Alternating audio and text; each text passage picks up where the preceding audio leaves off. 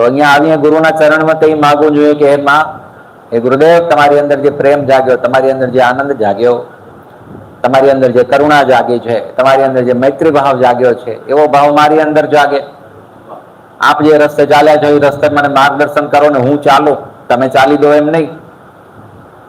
તમારી પ્રેરણા, તમારું માર્ગદર્શન અને મારી મહેનત, અને હું ધર્મનો રસ્તો કાપતો કાપતો કાપતો કાપતો છેક આપ જ્યાં પહોંચ્યા છો,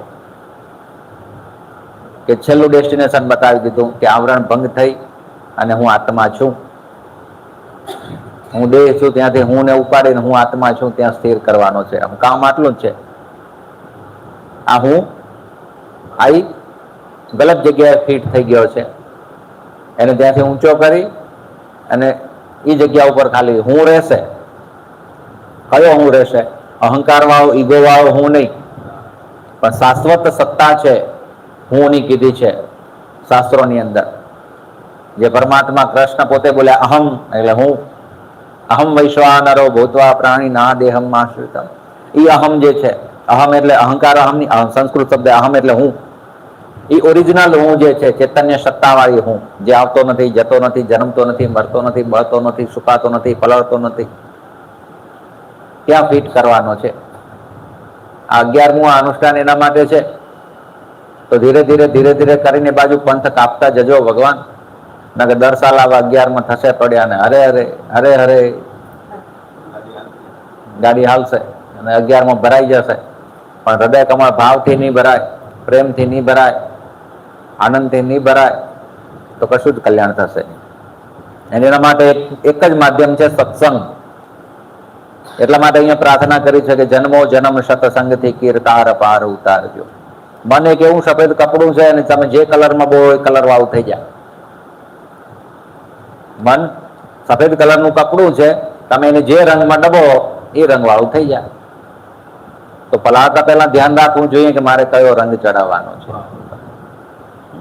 એટલે સમજી વિચારીને બોલવાનું કે લાલ કલર ચડાવવો છે તો લાલ કલરમાં, પીળો ચડાવવો તો પીળામાં.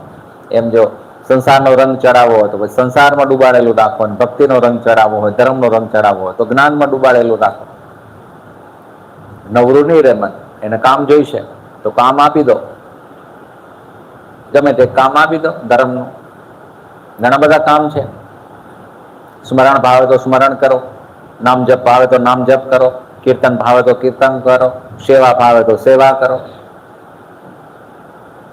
નિસ્વાર્થ ભાવની સેવા થાય એના જેવું બીજું એક નથી. નવધા ભક્તિ છે, એ નવધા ભક્તિમાંથી ગમે તે એક પકડી લો, જે આપણી પ્રકૃતિ અનુસાર જે ફાવતી હોય છે. માતાજીની પરંપરામાં એ ગાદીમાં તો બધા સેવામાં જ હાથ. માતાજીનો મેન ગુણ સેવાનો હતો કે જે દિન દુખી આવે એનું ભલું થાય, કલ્યાણ અમારું ભલે જે થાય તે. માતાજી સેવાનો ગુણ પકડ્યો. પાછળની ગાદીમાં એ જ ચાલે છે, હું જેટલી જાણું છું એ ગાદીને ત્યાં સુધી. બરાબર કે નહીં? તો કે દુઃખો, લોકોના દુઃખ દૂર કરવા છે બસ. એ કરુણા જાગી હતી માની અંદર કે જે દુઃખી આવે એમને કલ્યાણ થાય. અને એટલા માટે તો એમને છે ત્યાંથી 400 કિલોમીટર દૂર અહીંયા કને જ્યોત પ્રગટાવીને અહીંયા કીધું કે અહીંયા હું હોકારો દઈશ. એ કરુણા જાગી છે અંદર. એ આપને બુદ્ધિ પર દેખાતું નથી. એ તો આપને એમ લાગે કે આપને દૂર પડતું હતું એટલે, પણ માને એવી કરુણા થઈ કે મારા બલુડો ઉમો છે ન પહોંચી શકે, હવે તો હું ઉમા જાઉં. એ તો અત્ર તત્ર સર્વત્ર છે. જ્યાં દીવો પ્રગટાવશો, જ્યાં જ્યોત પ્રગટાવશો ત્યાં હાજર થશે. બોલાવા વાળાની જરૂર છે. આપણે ના બોલાવીએ એમાં પછી શું થાય? લક્ષ્મણ બાપા તમે મારી સામું જોઈ રહ્યા હોય કેટલી વાર, હું આમ લોણા ટપાવતો, પછી હું તમારી સામે જોઉં તો એમ કહું કે એવું તમે મારા સામું જોઈ રહ્યા છો, તો તમે એમ જ કહો ને હું તો કેટલી વારથી તમારા સામું જ જોતો હતો, તમે હવે મારી સામું જોઈ. એમ ભગવાન એવું જ કે છે. આપણે કહું ભગવાન તમે મારા સામું જાય, ભગવાન કહે હું તારા સામું કાયમ જોઈ રહ્યો છું અને જોઈ જ રહ્યો છે, હમણાં જોઈ રહ્યો છે. એટલે અહીંયાથી બોલાય છે ને ત્યાં સંભળાય છે, અને જોઈ રહ્યો છે એટલે અહીંયાથી ઊભું થવાશે, આ ફુલાથી ખુલશે. જદી જોવાનું બંધ કરી દેશે તો બધું પૂરું થઈ જશે. આપણે લોણા બીજે ટપાવીએ છીએ. આપણી ભાષાનો શબ્દ વાપરું છું, આપણા પરિવારમાં બેઠો છું, લોણા જ્યાં ત્યાં ટપાવીએ છીએ અને પછી અપેક્ષા રાખીએ કે ભગવાન સામું જ જોઈ રહ્યો છે. આપણે એના સામું જોવાની જરૂર છે. તો આ દ્રષ્ટિ થોડીક એ બાજુ સ્થિર કરીએ. એના માટેની એક અદ્ભુત છેલ્લી સાધના આપી દીધી કે સોહમ કેરી સાધનાથી નાથ અમને તારજો. બહુ મારા બધા સત્સંગમાં પ્રાર્થના હું પહેલી લઉં છું, કારણ કે આમ અઢળક મને બહુ ભાવ જાગેલો છે આ પ્રાર્થના, અને એનું બહુ ભાવાર્થ બહુ નીકળે છે અંદર કે સોહમ કેરી સાધનાથી ના થાય અમને તારજો. સોહમ, તે હું છું, તે હું છું, તે હું છું. છેલ્લું ડેસ્ટિનેશન આપી દીધું છે પ્રભુ. દેહાધ્યાસ બંધાઈ ગયો છે. માના ગર્ભમાં હતા ત્યાં સુધી, જ્યાં સુધી બ્રહ્મ સાથે જોડાણ હતું ત્યાં સુધી હું બ્રહ્મ છું એ જ્ઞાન હતું. બ્રહ્મથી છૂટા પડ્યા એટલે કોહમ શબ્દ આવ્યો. શિવોહમ, હું શિવ છું, એમાંથી કોહમ થયું કે હું કોણ છું. હું કોણ છું એમાંથી દેહમાં આવ્યો અને જન્મ થયો એટલે દેહોહમ થઈ ગયો કે હું દેહ છું. આટલી ભ્રમણા ભાંગવાની છે પ્રભુ. અવાજ આવે છે ને બરોબર? મજા ના આવતી હોય તો કેજો. એવું કરું ભાઈ, આ બોલો ને ભગવાન.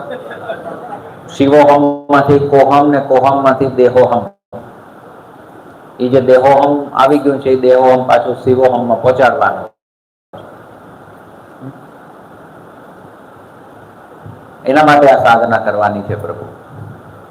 એટલા માટે જે નવધા ભક્તિમાંથી જે ભક્તિ ભાવે તે કરીને પણ ત્યાં પહોંચાવ એ જરૂરી છે.